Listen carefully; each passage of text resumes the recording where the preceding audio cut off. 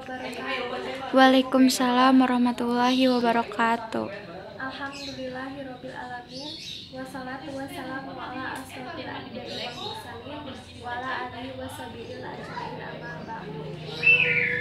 Sabada nyanggakeun puji syukur hadirat Allah anu mana mantena parantos masihan pirang-pirang kanikmatan ka urang sadayana.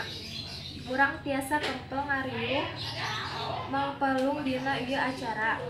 Miwah ti payun anu kusim abdi dipika hormat Bapak Pengasuh Majelis Taklim Asaburotib beserta ibu-ibu jamaah majelis masing-masing rombongan. Nu tebihna atanapi anu caketna anu sami-sami dimuliakeun ku Allah Subhanahu wa taala. Anu kusim abdi dipihormat Bapak Kyai Yusuf sareng Bapak Kyai Haji Sueb. Sata acana anu teu hilap ka Bapak Kepala Desa tiasan sampai bawahan. Rupina panunuhan ti sim abdi dicekapkeun sakieu. Waya ayeuna urang diteraskeun ka susunan acara.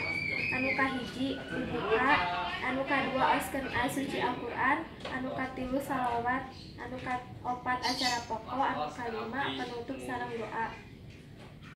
Sami-sami mengucapkan basmalah sesarengan bismillahirrahmanirrahim. Cara kedua nyaeta aoskeun ayat suci Al-Qur'an anu dibacakeun ka ibu bunyi. Waktu sareng tempat disumanggakeun.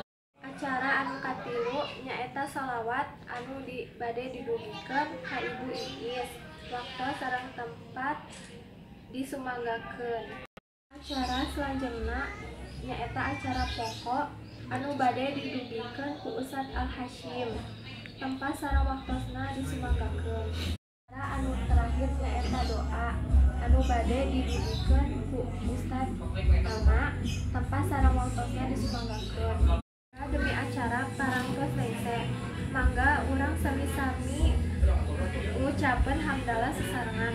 Alhamdulillahirabbil alamin. Wabillahi taufiq wal hidayah. Wassalamualaikum warahmatullahi wabarakatuh. Waalaikumsalam warahmatullahi wabarakatuh.